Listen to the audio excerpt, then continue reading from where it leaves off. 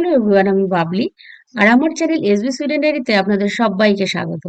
আশা করি আপনারা সবাই ভালো আছেন। আমরাও ভালো আছি।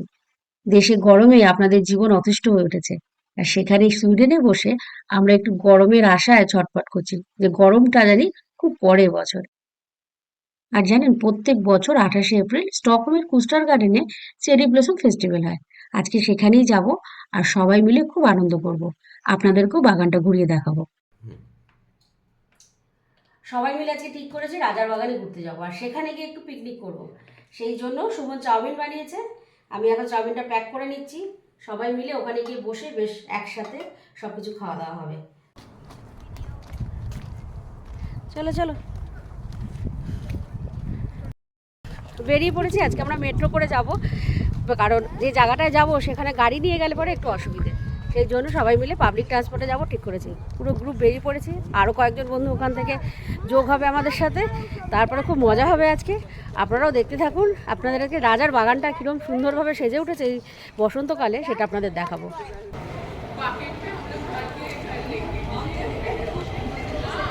এই ট্রেন এসে গেছে, চলো চলো। আর আজকে জানি তো রাজার বাগানে চেরি ব্লসম ফেস্টিভ্যাল চলছে। তার সাথে সাথে একটা জাপানিজদের খুব বড় মেলা বসে। দারুণ এই ফেস্টিভ্যালটা, সেই জন্যই কিন্তু আমরা আজকে সবাই মিলে রাজার বাগানে যাচ্ছি। আর এপ্রিল মাসের মিডিল থেকে সুইডেনের বিভিন্ন জায়গায় চেরি ব্লসম গুলো কিন্তু ফুটতে থাকে। তার ফলে সুইডেনের সৌন্দর্য আরো কয়েক গুণ বেড়ে যায়। 1998 সালে জাপান থেকে সুইডেনের রাজাকে 63টা চেরি ব্লসম ট্রি উপহার দেওয়া হয়েছিল। আর সেইগুলোই রাজা নিয়ে এসে সেন্ট্রাল স্টকহোমে রাজার যে বাগান সেখানে লাগানো হয়। আর সুইডেনে এপ্রিল মাসের মিডিল থেকেই ফুলগুলো কিন্তু ফুটতে শুরু করে, 3-4 সপ্তাহ মতো থাকে। আর সেই সময় রাজার বাগানে প্রচুর মানুষের সমাগম হয়। 0 ডিগ্রি থেকে 20 ডিগ্রিতে উত্তরণ। 3 দিনের মধ্যে জাম্প করে আমরা এই অবস্থায় এসে পৌঁছেছি। আমাদের যে এতদিনের উচ্ছ্বাস, মানে চেপে রাখা উচ্ছ্বাস যে কবে রোদ্দুর আসবে, আর উৎকণ্ঠা যে এবছরে আমরা গরম পাবো, তো এত স্নো স্নো তো আমাদের ছেড়ে যাচ্ছে না। এপ্রিল মাসের শেষেও আপনাদের দেখিয়েছি স্নো হচ্ছে। তো সেই সমস্ত মানে পেরিয়ে আমরা আজকে রোদের দেখা পেয়েছি। এই সপ্তাহটা ভালো টেম্পারেচার আছে, প্রত্যেক দিন প্রায় 15 থেকে 20 ডিগ্রি মতো টেম্পারেচার দেখাচ্ছে, তাই খুব খুশিতে আছি। তবে জানি না পরে কি হবে। এই সপ্তাহটা খুব এনজয় করবো, খুব বাইরে ঘুরবো। আজকে আমরা এখানে পিকনিক করব, খাবার দাবার বাড়ি থেকে সুমন বানিয়ে নিয়ে এসছে। সবাই মিলে বসে বেশ ভালো করে জমিয়ে খাওয়া দাওয়া হবে, মজা হবে। আর চেরি ব্লসমের দিকটা তো দারুণ লাগবে। আপনাদের এখন ওখানে নিয়ে যাবো, আপনারা ঘুরে মানে ঘুরিয়ে আপনাদের দেখাবো। দারুণ লাগছে। আর বাড়িতে মনে কেউ নেই, এত ভালো ওয়েদার দেখে।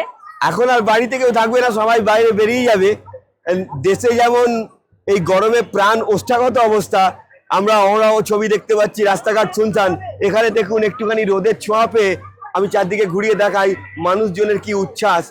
সবাই একদম বাড়ি থেকে বেরিয়ে মানে প্রাণ ভরে রোদ্দুরটাকে উপভোগ করতে চলে এসছে এই রাজার বাগানে। বাবলি যেমন আগে বলছিল, চেরি ব্লসম হচ্ছে জাপানিদের উৎসব, যেটাকে জাপানি ভাষায় সাকুরা বলা হয়। তাই দেখুন, জাপানিরা কিন্তু এই চেরি ব্লসম পালন করতে কুস্টার্ড গার্ডেনে চলে এসেছে।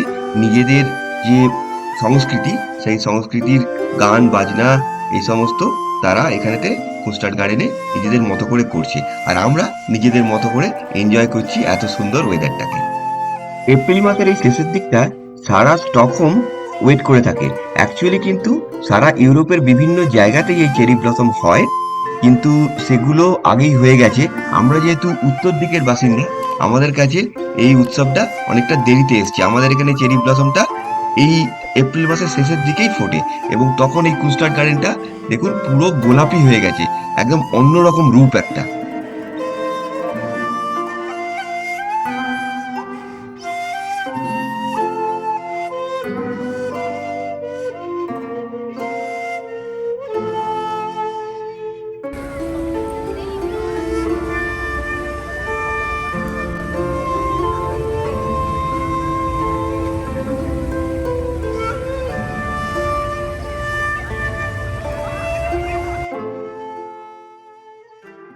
আর এবার কিন্তু মেলায় যেখানে খাবারের দোকানগুলো বসছে সেখানে চলে এসেছে। দেখলাম খাবারের বেশ অনেক ছোট ছোট স্টল বসছে, কিন্তু বিশ্বাস করুন এই খাবারগুলো কোনোটাই খেয়ে না মন ভালো হয় না। তখন সঙ্গে সঙ্গে মনে পড়ে যায় আমাদের দেশের ওই chicken roll, egg roll, fuchka এই সমস্ত খাবারের কথা। সেই জন্য প্রত্যেকবার আমরা যখনই বাইরে যাই চেষ্টা করি বাড়ি থেকে খাবারটা বানিয়ে নিয়ে যাওয়ার জন্য। এই মেলাগুলো ঘোরার পরে একটু বসে জানি আরাম করে নিজেদের খাবার খেতে পারি। দেখি ঘটনাটা কি হচ্ছে। Ladies and gentlemen, what you'll all be waiting for all day, welcome to the show. Who are we? We are called Smith. And what do? We do what's called HEMA. What is HEMA, you say? I don't know. But it stands for Historical European Martial Arts. But for you, it means swords, people, knitting, nautical people, with swords. এখানে হচ্ছে তরবারির লড়াই। দেখেছেন রাজার বাগানে শুধু মানুষ আর মানুষ। আসলে এত অন্ধকার আর এত ঠান্ডার পর যখন একটু রোদের মুখ দেখা যায় আর দিনটা বড় হয়ে যায়, সূর্যের আলোটা অনেকটা টাইম আমরা পাই, তখন আর না ঘরের ভিতর থাকতে ইচ্ছে করে না। তখন মনে হয় বাইরে চারপাশটা একটু ঘুরে দেখি, একটু গায়ে রোদ লাগাই, সেগুলোই ভালো লাগে। সারা পৃথিবীতে যে যুদ্ধের পরিবেশ চলছে, মধ্যপ্রাচ্যে যুদ্ধ চলছে, ইউক্রেনের সঙ্গে রাশিয়ার দীর্ঘদিনের যুদ্ধ চলছে, সেই যুদ্ধকে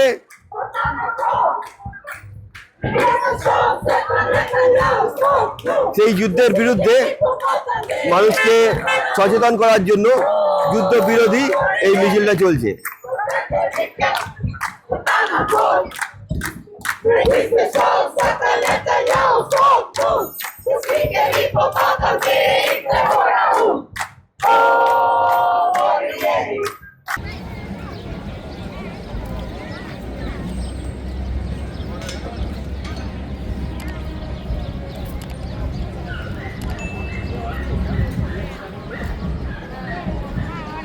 तो इधर भी चालू करो।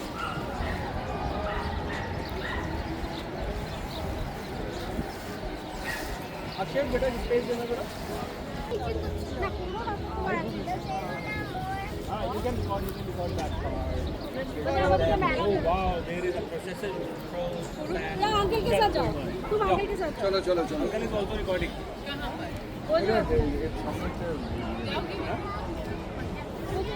किचन का काम कैसा अभी चल रहा है।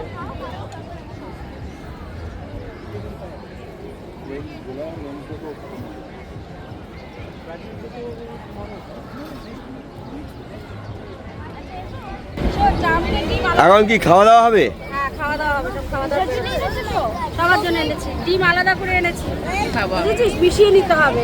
আঙ্কেলরা তো ডিম খায় না। ये डिम खा ও খায়, अच्छा अच्छा ও খায় কিন্তু রাজীব তো খায় না ডিম।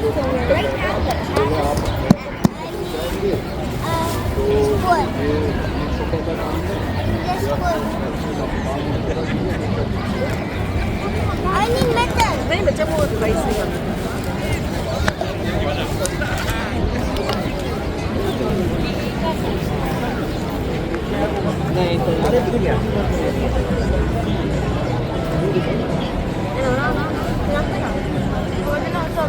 আমার বুঝলি না। আজকে মেনুতে কি কি? চাউমিন আর পোলাও। পোলাও না ফ্রাইড রাইস, কি বলবো? বললো পোলাও আর ফ্রাইড রাইসের মাঝামাঝি কিছু একটা। এটার মধ্যে কি আছে? इसमें क्या है? ओ सॉरी और नहीं তোমাকে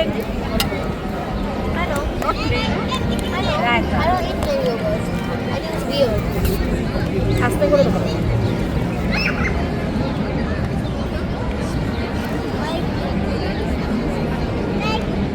I eat all kinds of yogurt, but not plain. I do eat এই হচ্ছে আমাদের পিকনিক।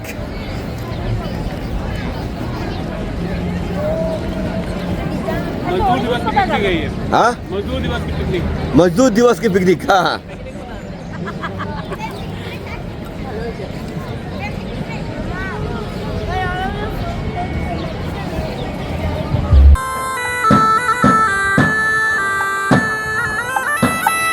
এখানে অ্যাকচুয়ালি এই যে মেলাটা আপনারা দেখছেন, এটা খুব সাধারণ মেলা যেরকম, সেটার সঙ্গে এরা এদের বিভিন্ন যে গ্রামীণ সংস্কৃতি, গান বাজনা, হাতের কাজ, সেগুলোকেও তুলে ধরার চেষ্টা করছে।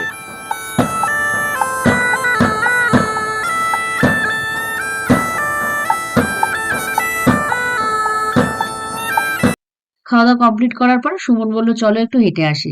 আর হাঁটতে হাঁটতে আমরা এই গাছগুলোর নিচে চলে এসেছি। গাছগুলোর ফুলের মাঝখান দিয়ে মাঝে মাঝে একটুখানি নীল আকাশ দেখা যাচ্ছে। কি অসাধারণ লাগছে কি বলবো আপনাদের।